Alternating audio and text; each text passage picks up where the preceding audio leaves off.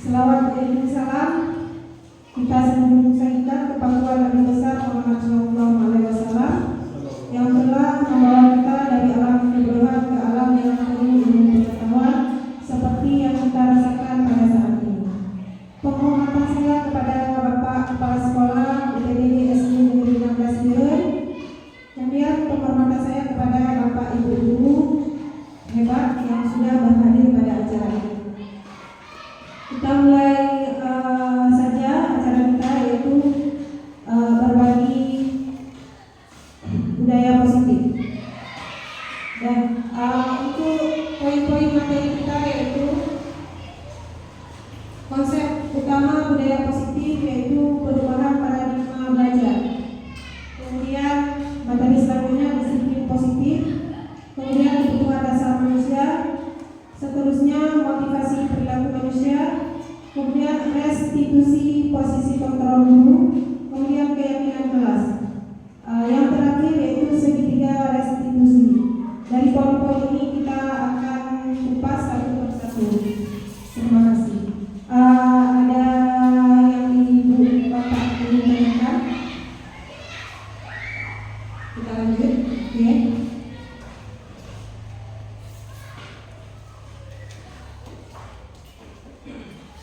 Sebelum kita masuk ke acara kita, jangan terlalu tegang.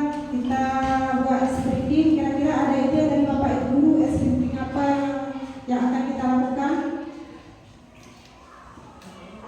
Bu Manayati, ada ide scriptingnya apa? Ada persiapan. Biar gerak-gerak yang aja kita bertepuk tangan saja ya. Kalau hati senang tepuk tangan, kalau hati senang petik jari, kalau hati senang ayo kita lakukan. Kalau hati senang tepuk tangan, petik jari, hentak kaki. Iya. Semangat ya? Masih semangat Bapak Ibu? Alhamdulillah. Kita masuk ke materi kita, yaitu perubahan paradigma belajar. Perubahan paradigma belajar adalah membangun budaya positif. Sekolah dapat menyiapkan lingkungan yang positif, aman, dan nyaman agar siswa mampu berpikir, bertindak, dan menciptakan dengan merdeka berdiri dan bertanggung jawab, yakni pembelajaran yang berdiferensiasi untuk mewujudkan profil pelajar Pancasila. Maksud dari pembelajaran yang berdiferensiasi ini adalah pembelajaran yang berpihak pada murid Bapak Ibu. Yang dulunya pembelajaran yang berpihak pada guru, sekarang berpihak pada murid.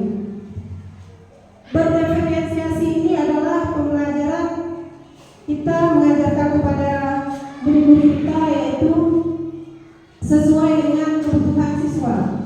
Misalnya siswa mampu membawa bebannya 5 kilo. Tak mungkin kita kasih pembelajaran yang melebihi dari bebannya. Makanya ada elemen-elemen dalam capaian pembelajaran. Sampai di sini ada yang mau ditanyakan? Paham Bapak Ibu? Insya Allah paham ya? Dan kemudian pelajar Pancasila. Apa-apa saja poin dalam pelajar Pancasila? Yang pertama adalah beriman, bertakwa kepada Tuhan Yang Maha Esa dan berakhlak mulia. Kemudian mandiri, bernalar kritis, kreatif, bergotong royong, dan berkebinekaan global. Nanti kita bahas satu persatu bagaimana yang dimaksud dengan pelajar yang beriman, bertakwa, dan berakhlak mulia. Berakhlak mulia yaitu seseorang pelajar memahami ajaran agama yang dianutnya dan kepercayaannya serta menerapkan pemahaman tersebut dalam kehidupan sehari-hari. Misalnya siswa paham ya tentang hukum-hukum mencuri. Jadi karena dia sudah paham, dia tidak mau mencuri. Begitu juga dengan penerapan ilmu-ilmu yang lain. Kemudian kita masuk ke berkebinekaan global. Apa sih berkebinekaan global? Yaitu kita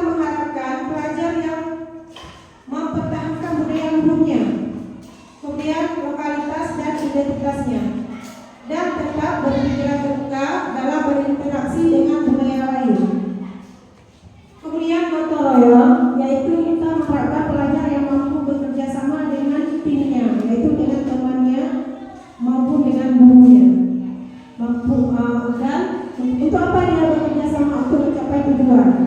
Bahwa dengan bekerja sama yaitu pekerjaan kita menjadi cepat selesai dan ringan. Kemudian kita masuk ke mandiri. Bagaimana yang dimaksud dengan mandiri?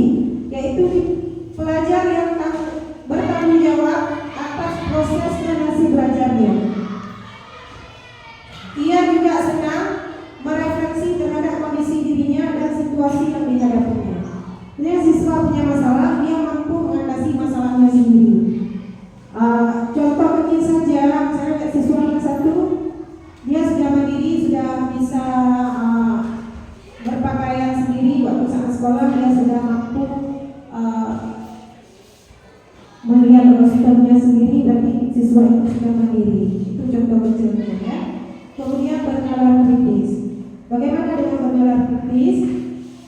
Yaitu pelajar yang mampu menganalisis informasi, mengevaluasi dan menyimpulkannya, serta mampu mengambil keputusan. Contoh kecilnya yaitu misalnya ada informasi misalnya baik dari WhatsApp atau apa saja, siswa itu tidak serta-merta dia evaluasi dulu bagaimana informasi itu benar atau tidak, kemudian baru bisa mengambil keputusan. Nah, Bapak Ibu paham? Insya Allah ya. Iya. Kemudian kita lanjut ke materi berikutnya yaitu disiplin positif. Apa itu disiplin positif?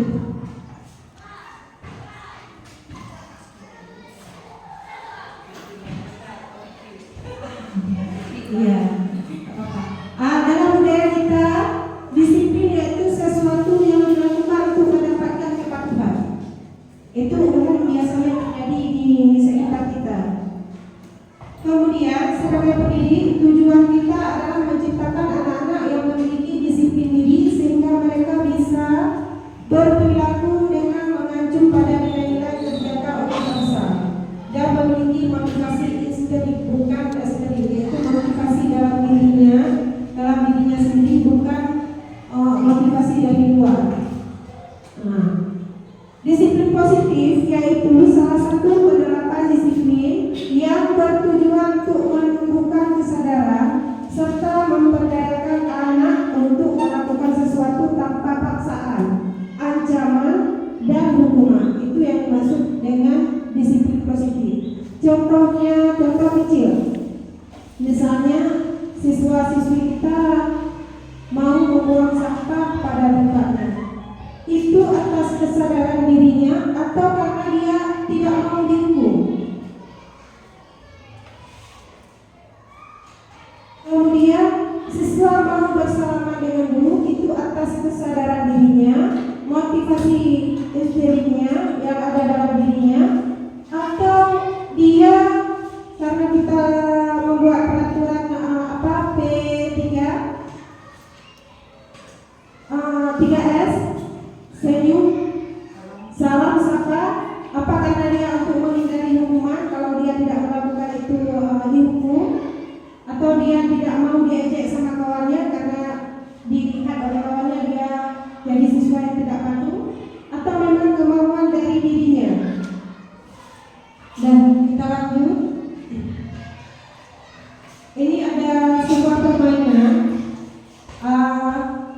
Bapak Ibu kan duduk berpasangan. Kalau nggak ada pasangannya, boleh tangannya yang kanan dengan tangan yang kiri.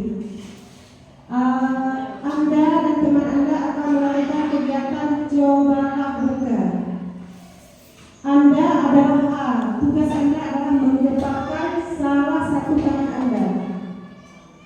Nah, cobalah Anda bayangkan Anda menyimpan sesuatu yang sangat berharga di dalam kepala tangan Anda.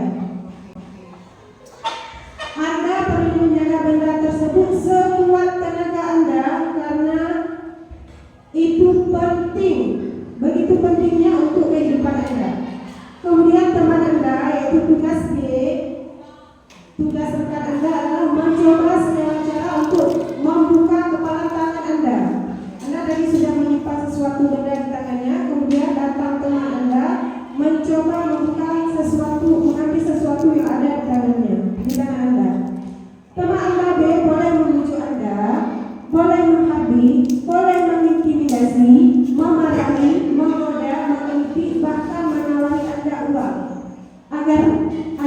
bersedia membuka kepala tangan Anda?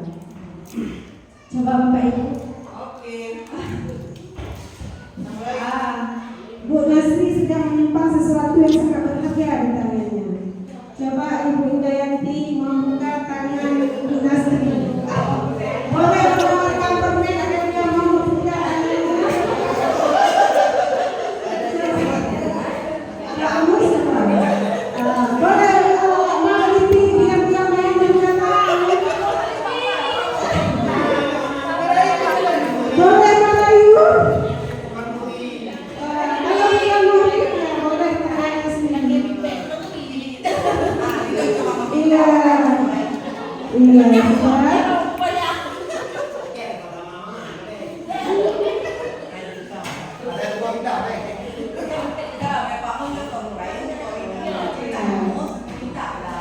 Apakah tangan tersebut dibuka oleh si A atau si B? Siapa yang berhasil membuka tangan? Dibuka oleh si A atau si B? Iya, pintar sekali. Iya, pintar sekali. Beri tepuk tangan operasinya dulu Pak. Terima kasih.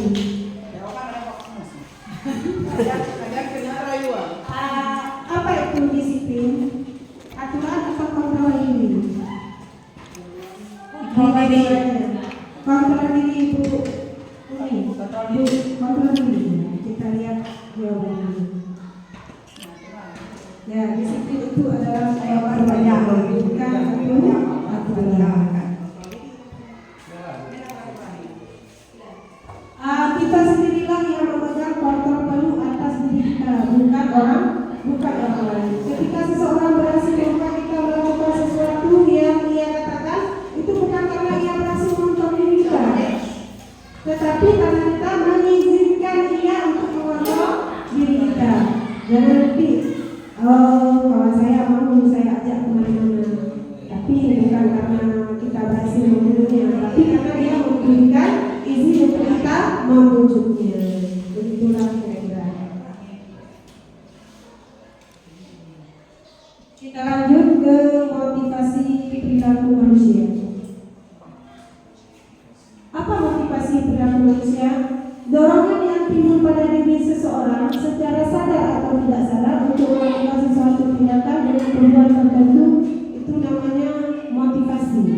Misalnya Bapak Ibu pergi sekolah, datang tepat waktu, itu motivasi diri dalam, pasti punya motivasi tertentu. Bisa saja motivasinya timbul dalam diri sendiri, boleh jadi timbul karena sesuatu.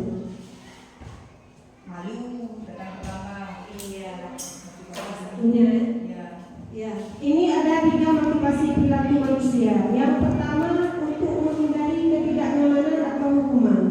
Contohnya, takut datang terlambat, nggak mau ditegur sama kepala sekolah, ataupun diejek sama temannya. Dan yang kedua, untuk mendapatkan imbalan atau penghargaan dari orang lain. Kadang-kadang dibuat perlombaan ini, siapa yang datang cepat nanti akan kamu dapat hadiah. Itu motivasi yang eksternal, yaitu datang dari luar. Karena ada sesuatu, makanya dia buat sesuatu. Kemudian untuk menjadi orang yang mereka inginkan dan menghargai diri sendiri sesuai dengan nilai-nilai yang mereka yakini. Itu yang dari internal, dalam diri dia sendiri. Dia mau datang cepat, dia pun gak ada penghargaan dari orang lain. Kemudian sesuatu yang ia lakukan itu karena menghargai dirinya sendiri. Sudah? Menurut Bapak Ibu, motivasi yang mana yang mendasari perilaku kebanyakan murid kita? Misalnya murid kita melakukan sesuatu di sekolah itu karena menghindari ketidaknyamanan atau hukuman, atau ingin mendapatkan pujian, penghargaan dari orang lain, atau untuk menjadi orang yang mereka inginkan dan menghargai diri sendiri sesuai nilai-nilai yang mereka yakini. Ya. Itu perilaku yang eksternal, yaitu dia tidak ada hukuman. Dan berikutnya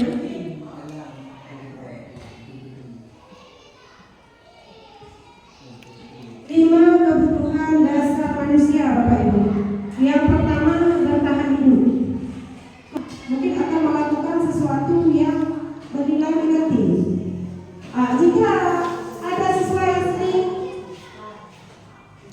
izin yang di kelas, dia sedang memenuhi kebutuhan dasarnya, akan kesenangan yang sering iseng.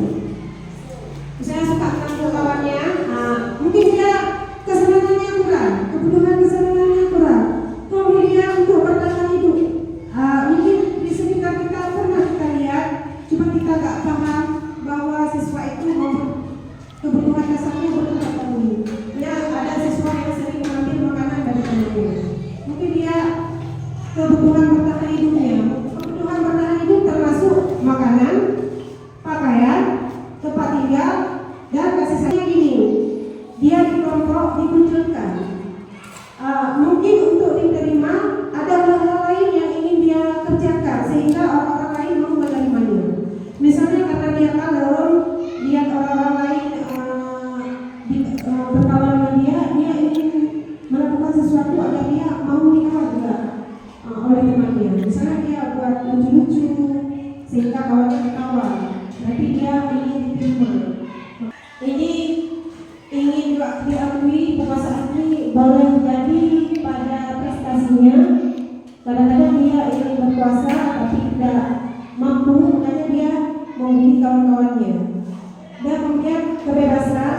Kadang-kadang anak tak suka mengabar, kita suruh mengabar. Anak lebih suka olahraga, kita kekang dia di dalam, makanya dia buat rusuh. Inilah nanti yang disebut dengan pembelajaran inferensi sesuai dengan kebutuhan siswa. Kemudian kesenangan. Kadang-kadang dia di rumah terlalu dikekang oleh orang tuanya, kemudian dia mencari kesenangan di sekolah. Sudah?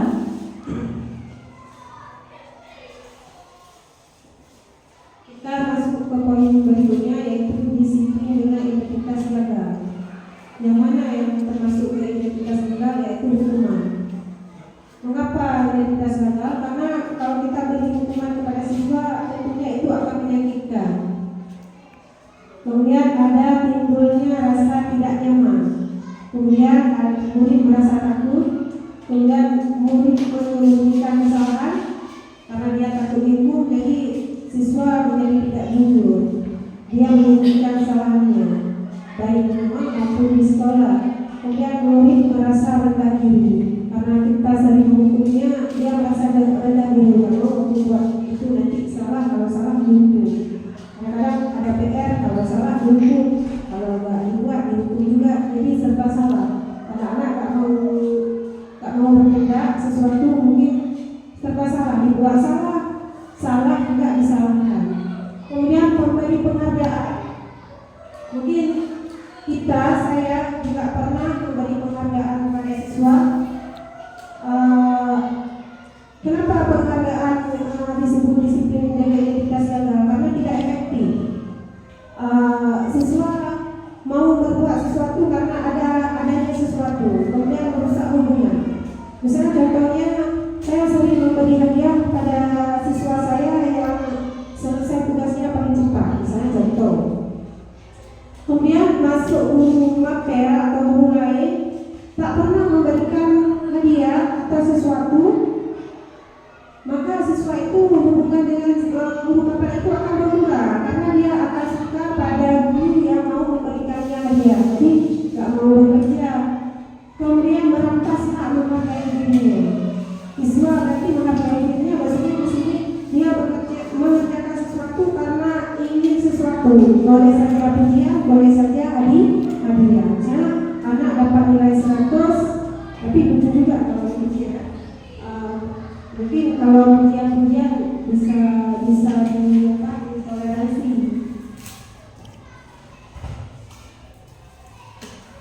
Tapi kalau di media bisa juga kalau guru yang kekurangan dana nggak mampu ya, nanti dia nggak suka dengan guru tersebut. Nah, kemudian kita masuk ke disiplin dengan identitas sukses. Salah satunya konsekuensi. Bagaimana dengan konsekuensi?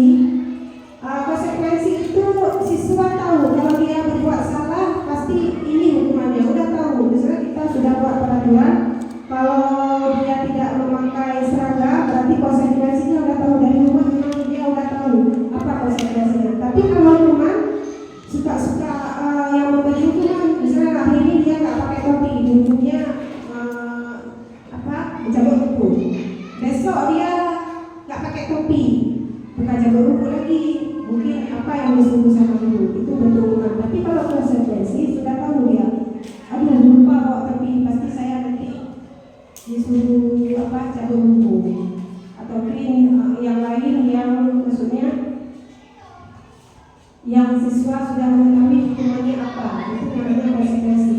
Penguatannya jangka pendek, murid menghormati peraturan, kemudian stimulus respon. Murid akan mematuhi peraturan karena dia tahu konsekuensinya apa kalau dia tidak mengikuti aturan. Kemudian restitusi, murid bertanggung jawab atas perilakunya. Kemudian murid menghormati dirinya dan orang lain. Kemudian murid bersemangat memperbaiki kesalahan. Kemudian punya posisi kontrol untuk dirinya sendiri. Kalau restitusi, murid bersemangat memperbaiki kesalahan dia atau kesalahannya, kemudian mau memperbaiki kesalahannya. Sampai di sini ada yang Bapak Ibu tanyakan? Paham? Paham ya? Lanjut ya.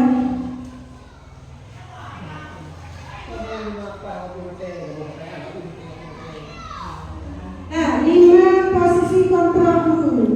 Nanti kita lihat ya, kita yang mana? 5 posisi kontrol guru yaitu sebagai pembimbing, sebagai teman, membuat merasa bersalah atau pemantau. Fisik maupun verbal, boleh berjubir, boleh menggunakan kata-kata atau menyuruh siswa melakukan sesuatu. Orang-orang yang menjalankan posisi pemukul senantiasa mengatakan bahwa sekolah memerlukan sistem atau alat yang dapat lebih mengetahui lebih dalam lagi. Misalnya contoh, udah tahu ini aturannya, kenapa kamu melakukan itu? Kamu akan itu tidak akan menyakiti murid, namun akan tetap berupaya mengontrol murid melalui persuasi. Posisi teman pada guru bisa negatif ataupun positif. Positif di sini berupaya menjaga hubungan baik yang terjadi antara guru dan murid. Guru di posisi teman menggunakan hubungan baik dan humor untuk mempengaruhi seseorang.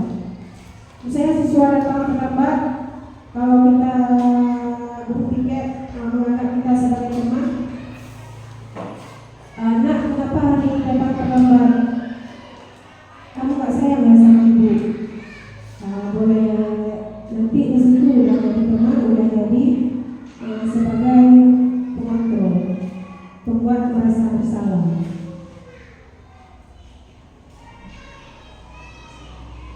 Dan kemudian membuat merasa bersalah yaitu membuat rasa bersalah biasanya menggunakan bahasa lembut dan memanfaatkan keinginan yang membuat orang lain merasa tidak nyaman, bersalah atau rendah diri. Contohnya, misalnya siapa kasih contoh Siti, kenapa kamu datang terlambat?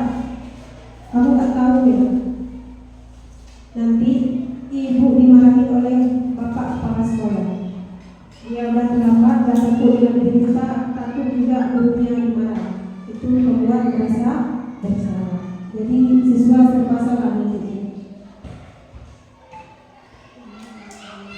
Kemudian sebagai pemantau, memantau berarti mengawasi.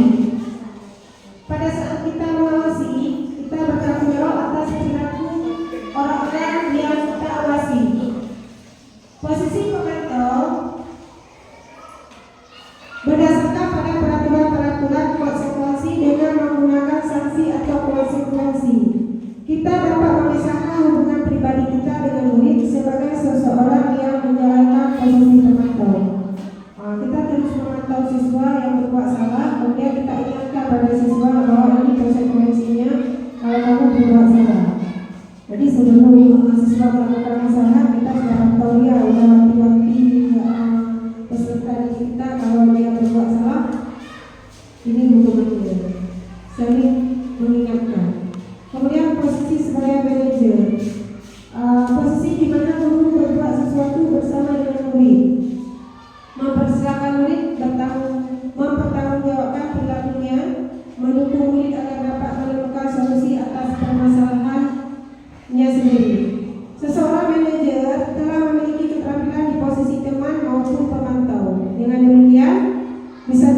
waktu-waktu tertentu kembali kepada kedua posisi tersebut bila diperlukan. Bila diperlukan nanti seorang guru bisa jadi sebagai teman, bisa juga sebagai pemantau di posisi manajer. Di posisi manajer ini kita tanyakan apa kesalahan siswa, kemudian kita cari sama-sama apa solusinya.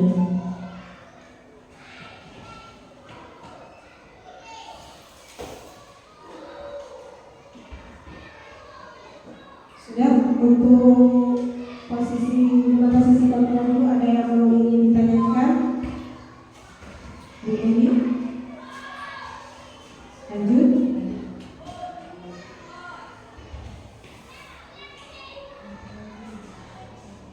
Nah, posisi kontrol dulu.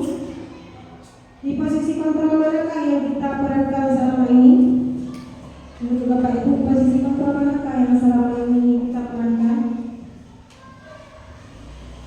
Posisi kontrol manakah yang paling cocok diterapkan dalam menciptakan budaya posisi di sekolah? Kira-kira dari 5 posisi kontrol itu mana yang cocok diterapkan di sekolah kita? Pengukur, manajer. Sebagai apa Ibu? Sebagai manajer yang telah Ibu lakukan. Iya, alhamdulillah, terima kasih ya. Bingung ya? Kita masuk ke materi selanjutnya, itu keyakinan kelas. Keyakinan kelas ini hampir sama dengan kesepakatan kelas, cuma diganti-ganti sedikit. Keyakinan kelas adalah nilai-nilai kebajikan universal yang diyakini bersama. Kemudian guru dan siswa sepakat membuat keyakinan kelas, kemudian keyakinan kelas itu kita laksanakan bersama-sama. Ini adalah langkah-langkah menyusun keyakinan kelas. Bapak Ibu sudah ada keyakinan kelas atau kesepakatan kelas di kelasnya? Sudah? Di kelas 1? Sudah ada kesepakatan kelas Ibu? Dan langkah-langkah menyusun kegiatan kelas yaitu yang pertama, mempersilakan warga kelas untuk curhat pendapat tentang peraturan yang disepakati bersama. Kita sepakat dulu dengan anak-anak ini kelas kita yang bagaimana. Kalau kelas sudah oke, nanti lingkungan sekolah kita berikan ide. Oh saya Bu ingin kelas kita rapi. Berarti anak-anak tulis di kertas, buat nanti kita tempel. Kemudian mencatat semua pendapat yang muncul. Semua siswa boleh berpendapat apa aja. Biarpun nanti sama-sama siswa dia ingin disiplin, siswa B ingin disiplin, berarti banyak siswa yang menginginkan disiplin di kelasnya. Semua dicatat, kemudian mengubah redaksinya dalam kalimat positif. Kadang-kadang siswa nulisnya jangan buang sampah sembarangan. Nanti kita buat kalimatnya yang lebih enak. Kita lihat kalimat yang positif, misalnya membuang sampah pada tempatnya. Kemudian meninjau kembali, barangkali ada yang keliru dari kata-kata tersebut, kita tinjau. Jika sudah disepakati seluruh warga kelas, maka kita menandatanganinya. Kemudian mengajarkannya di dinding di tempat yang mudah terlihat. Sama juga seperti kita buat kesepakatan kelas. Jadi semua siswa dapat melihat apa yang mudah dia sepakati. Kemudian segitiga restitusi. Apa itu segitiga restitusi? Ini bentuk baru yang saya dapatkan di dalam guru penggerak kemarin, yaitu segitiga restitusi merupakan sebuah upaya untuk membantu siswa memperbaiki diri agar dapat kembali dengan karakter yang lebih baik, bukan untuk menebus kesalahan, namun untuk belajar dari kesalahan. Bukan sebuah tawaran, ini sebuah tawaran, bukan paksaan.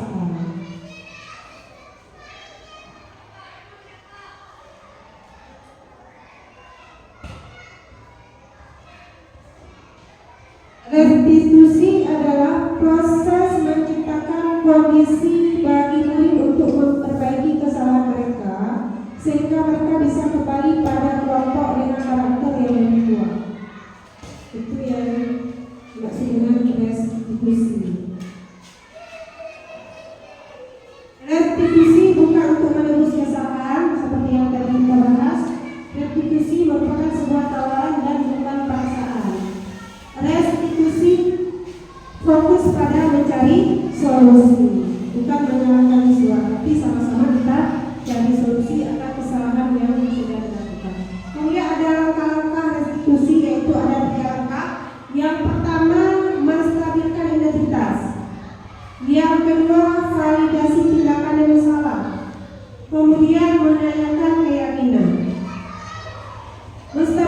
kita misalnya kita bisa mengungkapkan setiap orang pasti pernah berbuat salah. Namun yang terpenting bagaimana kita memperbaiki kesalahan tersebut. Ataupun dengan kata-kata kamu bukan satu-satunya yang pernah melakukan ini. Ibu juga pernah melakukan kesalahan. Itu tergantung kesalahannya bagaimana ya. Kemudian yang kedua, validasi tindakan yang salah. Validasi tindakan yang salah bisa kita terapkan dengan kamu pasti punya alasan mengapa melakukan ini. Misalnya siswa mengambil punya kawannya, pasti dia punya alasan kenapa dia mengambil. Kemudian kita cari sama-sama atas permasalahan yang dihadapi siswa. Ataupun kita bisa mengungkapkan apakah cara yang efektif untuk kamu mendapatkan apa yang kamu inginkan. Nah, siswa isu, berarti kita harus kembali tadi kebutuhan dasar siswa. Kenapa dia isu? Mungkin saja dia ingin kesenangan, kurang senang di rumah, makanya dia cari kesenangan di tempat sekolah. Ini ya Bapak Ibu, kalau siswa kita datang ke sekolah, dia membawa kasih sayang penuh, kasih sayang dari rumah, berarti dia datang ke sekolah untuk belajar Bapak Ibu. Kita itu perlu kita. Kemudian kalau siswa datang ke sekolah, ruang kasih sayangnya kosong, berarti dia datang ke sekolah. Apa yang dia butuhkan? Yang pertama, dia ingin mendapatkan kasih sayang. Kurang semangat untuk belajar, tapi dia semangatnya untuk mencari kasih sayang. Tapi kalau siswa perlu kasih sayang di rumah, dia udah kenyang, udah tadi dapat bertahan hidupnya sudah pas, kesenangannya sudah pas, berarti dia datang ke sekolah memang siap untuk belajar. Itu yang menjadi PR kita Bapak Ibu. Kemudian menanyakan keyakinan. Tadi kita kan udah buat keyakinan kelas. Kita tanya pada siswa yang buat keyakinan kelas apa yang sudah kita sepakati. Kan kita dari bawah, kalau dia bantu dengan bawah berarti dia sudah melanggar. Kita menghormati kawan. Kemudian kamu mau jadi orang yang seperti apa? Oleh ada judul lagi. Ya, kita bahas satu persatu. Tadi ada tiga. Yang pertama, menstabilkan identitas. Menstabilkan identitas dilakukan berdasarkan prinsip bahwa membuat kesalahan adalah bagian dari proses pembelajaran yang nantinya akan menggeser identitas dalam ke identitas sukses. Dari kesalahan itu membuat siswa lebih mantap lagi nantinya dalam mencari langkah-langkah penyelesaian. Kemudian validasi tindakan yang salah. Validasi tindakan yang salah dilakukan berdasarkan prinsip bahwa setiap perilaku berupaya memenuhi suatu kebutuhan tertentu. Ingat ya Bapak Ibu tadi 5 kebutuhan dasar kebutuhan dasar manusia.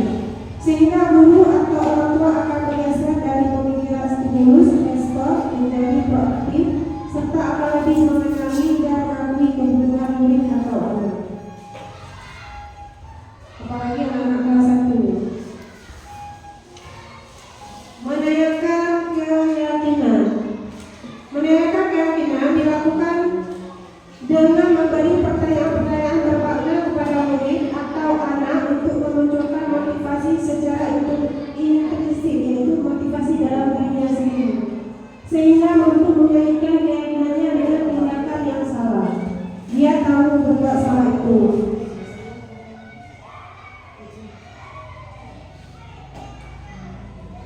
Kemudian ini ada contoh kasus. Ini masih poles-poles karena saya bukan artis. Jadi ada contoh kasus berlian tidak terima minumannya diambil oleh temannya karena ia marah dan tidak dapat menahan emosinya. Nanti kita buat cara penyelesaian berdasarkan segitiga restitusi.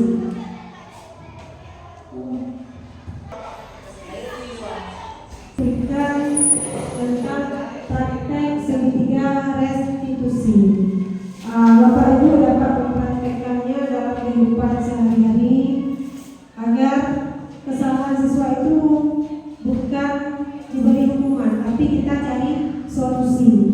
Dan sampai di sini ada yang mau ingin ditanyakan tentang segitiga restitusi Bapak Ibu?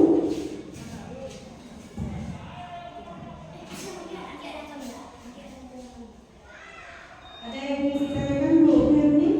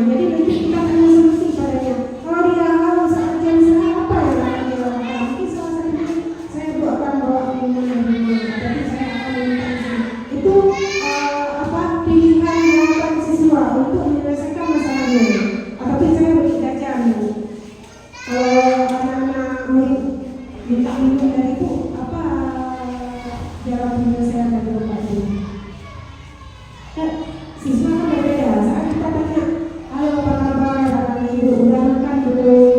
Jadi kalau ada siswa yang jawab belum, bagaimana? Belum bu. Iya, kita cari solusi boleh saja waktu itu mereka dia masuk kelas dulu. Ini kita ikuti senam sama-sama, habis itu boleh jajan di kantin. Nah, itu salah satu penyelesaian. Bukan mencari hukuman ya, bukan menghukum, tapi biar sesuatu yang mencari solusinya sama-sama. Ya.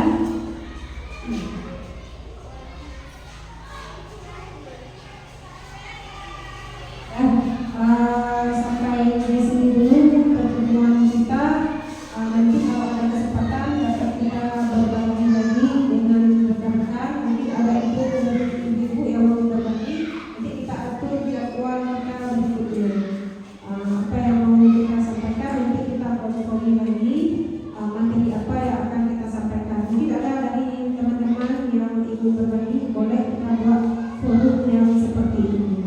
Dan hal ini yang dapat saya sampaikan, dan tidak kurang saya mohon maaf.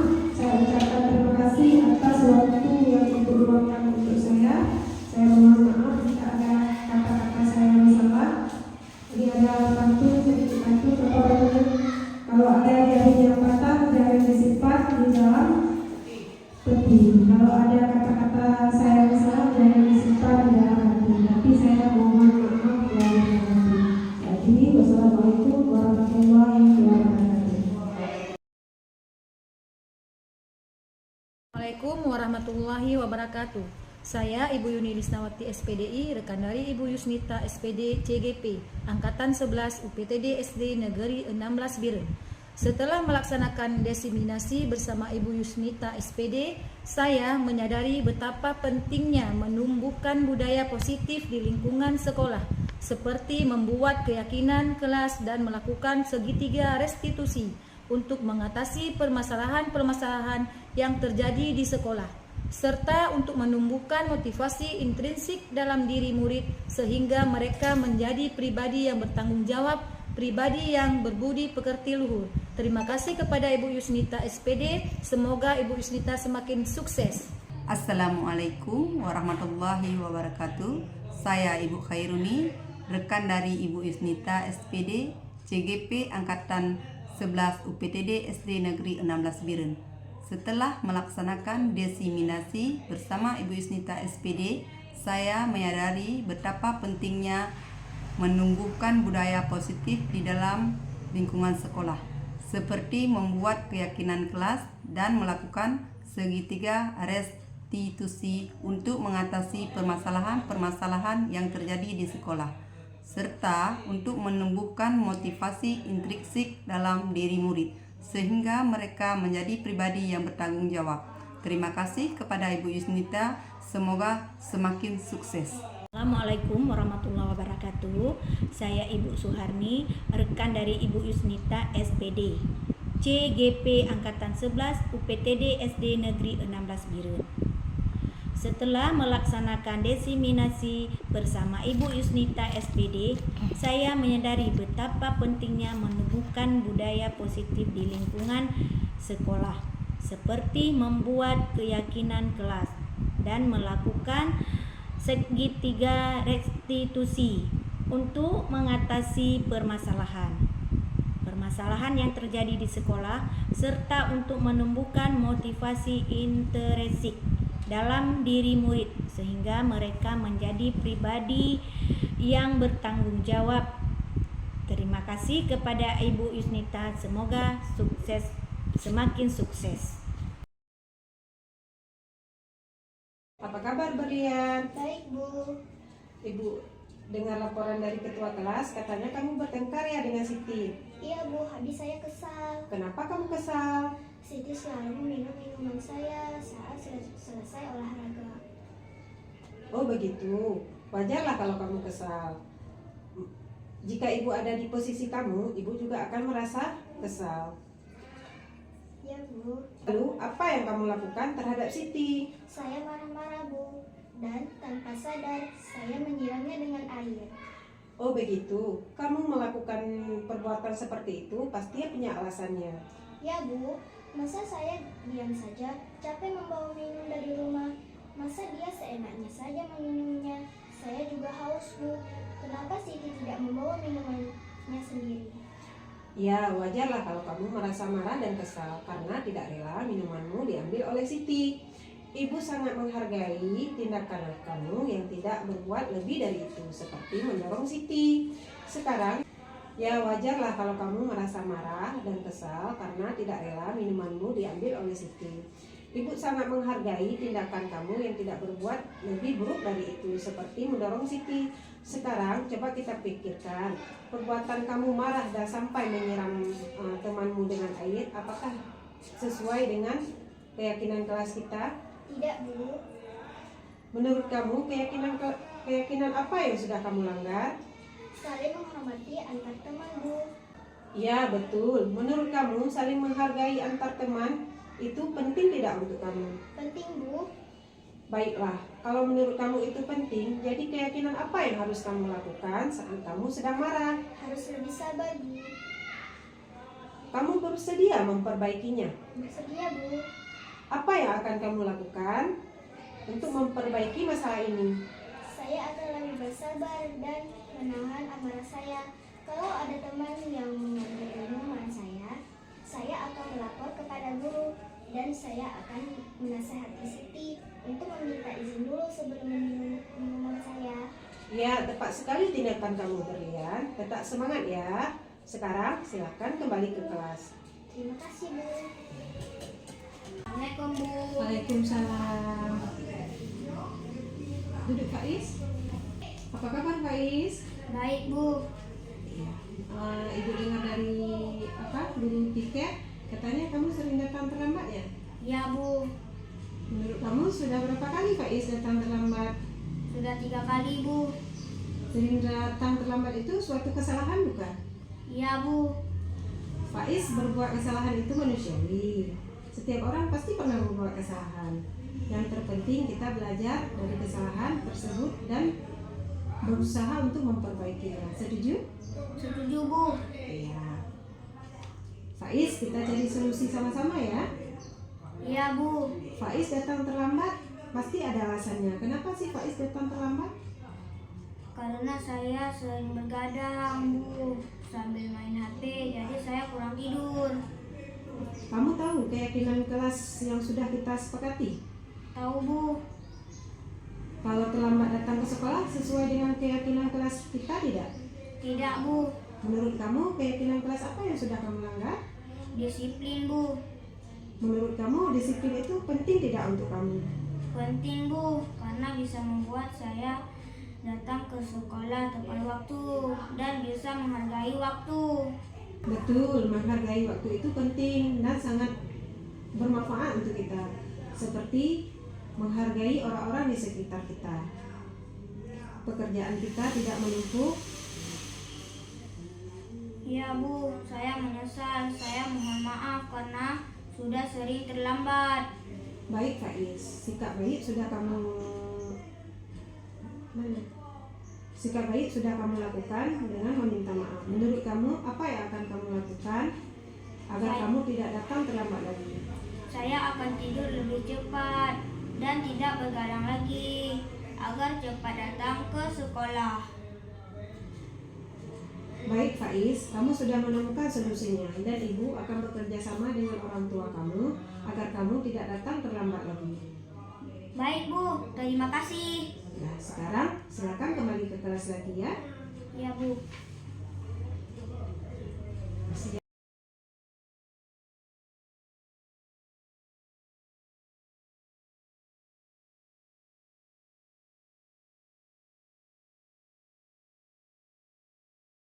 Assalamualaikum warahmatullahi wabarakatuh.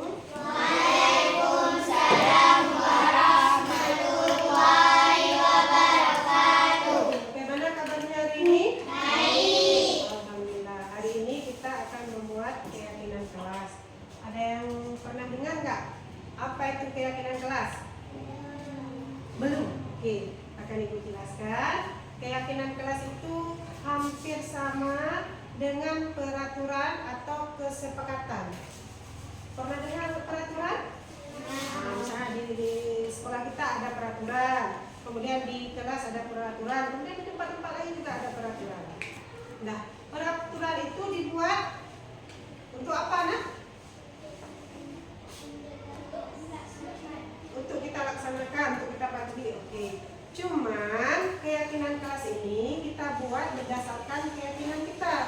Untuk apa kita buat berdasarkan keyakinan kita? Agar kita bertanggung jawab terhadap nilai-nilai yang telah kita yakini.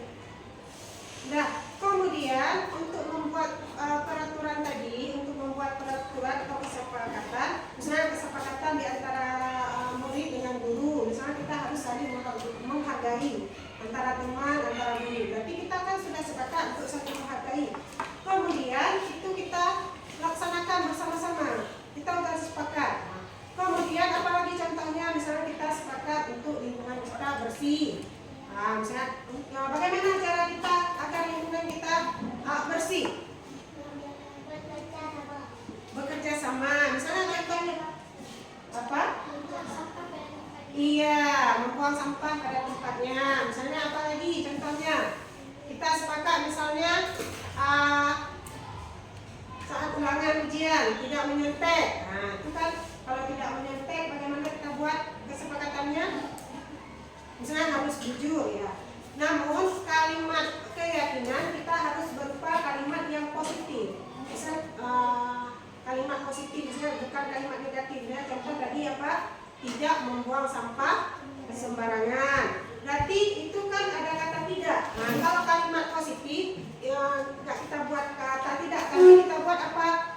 Menjaga kebersihan lingkungan misalnya, ataupun membuang sampah pada tempatnya. Tidak ada kata larangan ataupun tidak ada kata tidak. Nah, itu berbentuk kalimat yang positif. Sepakat untuk membuat keyakinan? Sepakat? Ya, kalau sepakat, sekarang ibu kita bagi kertas post-it. Nanti anak-anak ibu tempel di kertas yang sudah ibu buat. Itu kertas keyakinan. Anak-anak ibu nanti boleh tulis satu orang satu aja keyakinannya. Keyakinan apa yang sudah akan disepakati nanti bersama. Dan nanti kita tempel apa? Kalau sama nanti, kalau sama kita seleksi, kita ambil satu aja.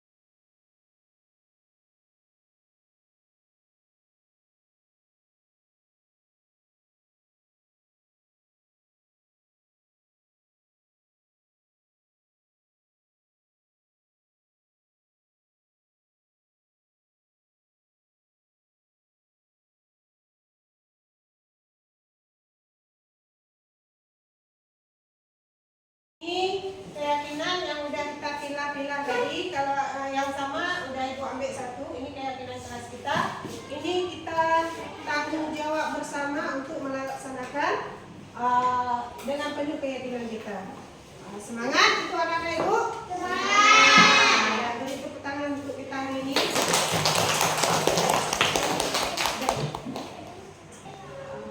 Cukup sekian. Ibu akhiri. Assalamualaikum warahmatullahi wabarakatuh. Waalaikumsalam warahmatullahi wabarakatuh. Assalamualaikum warahmatullahi wabarakatuh. Perkenalkan, nama saya Zalifa dari kelas 4. Assalamualaikum warahmatullahi wabarakatuh. Perkenalkan, nama saya Curenindia dari kelas 4. Assalamualaikum warahmatullahi wabarakatuh. Perkenalkan, nama saya Muhammad Tarik Arayan dari kelas 4.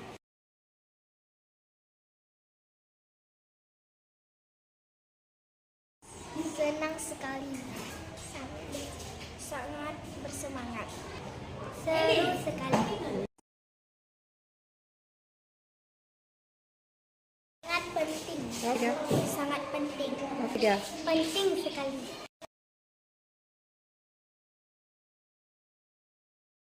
Dapat menumbuhkan rasa tanggung jawab, membuat kita lebih disiplin. Dapat membuat lebih menghargai orang lain.